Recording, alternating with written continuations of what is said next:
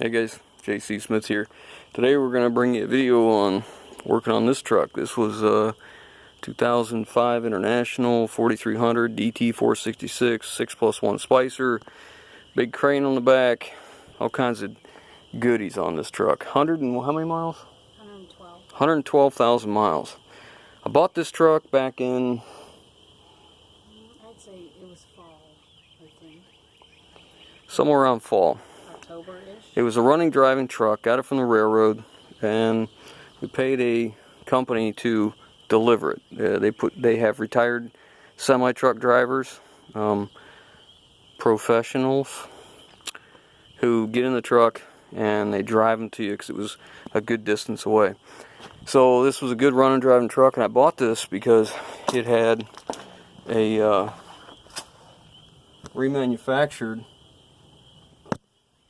DT466 motor that was just installed, and the truck only had 112,000 miles on it. Well, they were driving it here, and they said the check engine light came on, and they kept driving. It started flashing. They kept driving, and then it shut off. So obviously they quit driving. So I had to have it towed in. The last hour and a half of the drive, it had to be towed in. So I had to pay a big tow bill. It was getting cold. I didn't have time to fool with it because I had other stuff going on. I set it aside. I figured I'd get to it in the spring. The driver calls me when this happened and says, hey, he says, that batteries just aren't strong enough in that truck. It just shut off. And I'm like, I said, what do you mean the batteries aren't strong enough? I said, was it voltmeter charging? He goes, I don't know. I said, well, what was the oil pressure? I don't know. What was the temperature? I don't know. But he did know that the check engine light came on. Check engine light started flashing, and then it shut off. So we decided we're going to work on it today. So I took the old batteries out. We've been charging these for the last 2.5, 3 days. They just won't come back to life. They've been dead for too long, I guess. So I swapped in some known good batteries and got in it.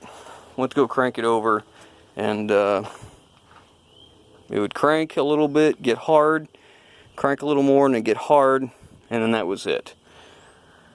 So I started looking at them like, I don't know, they burn the starter up trying to get it going. I mean, typically if you got something that cranks hard and then easy, you got an internal engine problem or a bad starter.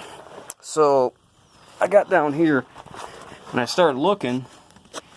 I saw that, and I saw this.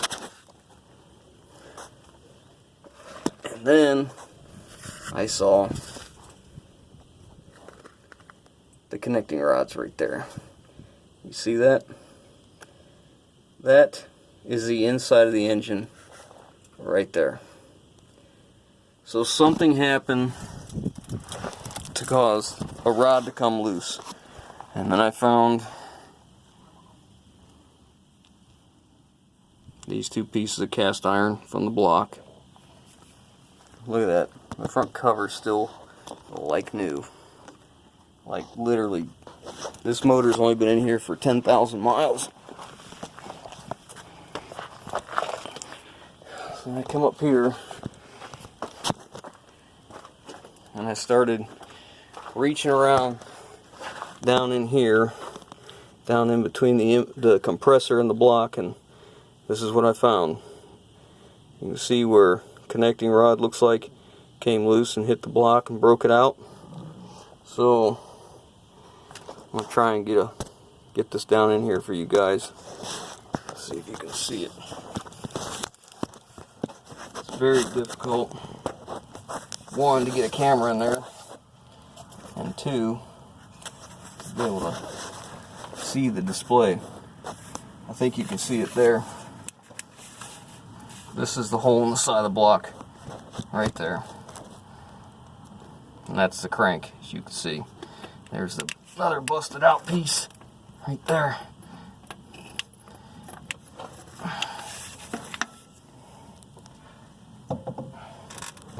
So as you can see, the professional truck driver just cost me an engine.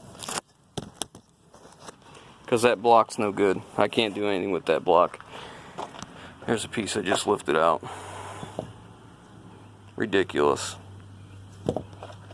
And what I think may have happened is one of the injectors let loose, and I'll show you why I think that.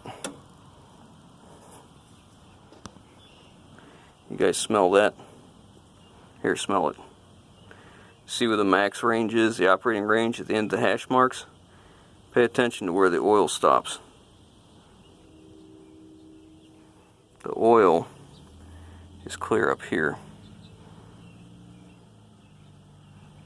Right there is where the oil stops. And that, if you can't smell it, is diesel fuel. So I think an injector let loose when the check engine light come on, which means you know very well it started missing horribly and running bad and low power. I'm going to finish a thought I had here of what I thought happened, what could have happened. I showed you that the oil was over full and smelled like diesel fuel. Where I was going with that and didn't finish was, if the injector lets loose, one of two things that I can think of would have happened is either it's dumped so much diesel fuel in that cylinder that it washed the oil off the cylinder walls and just overfilled the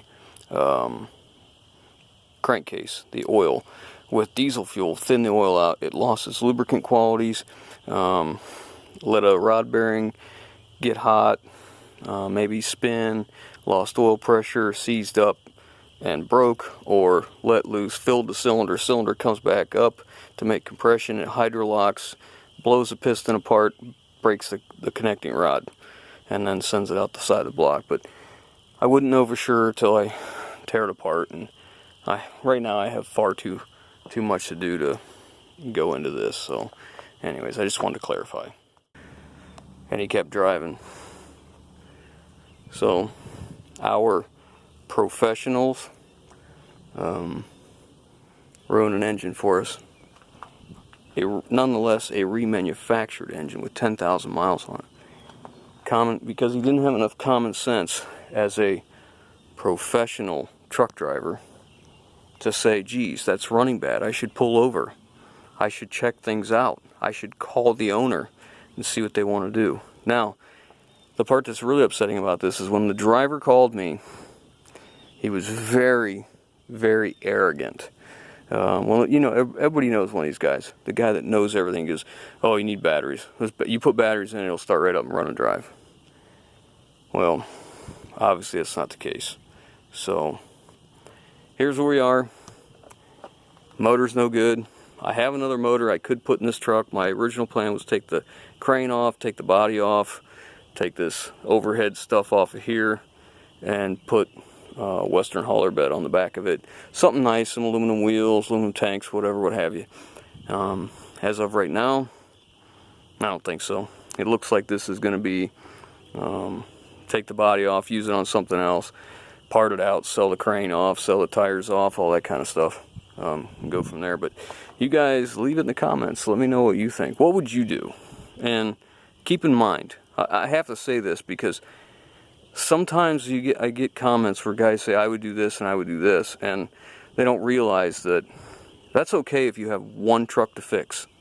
Okay, I have more than one truck to fix, so I'm very budget conscious on everything we do.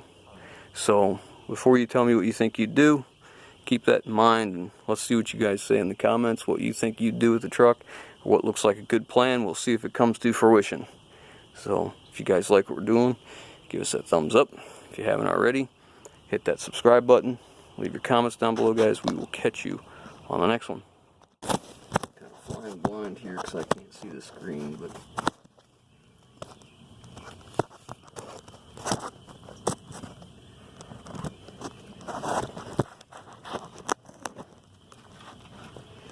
hopefully you guys can see that great big hole right there behind the compressor.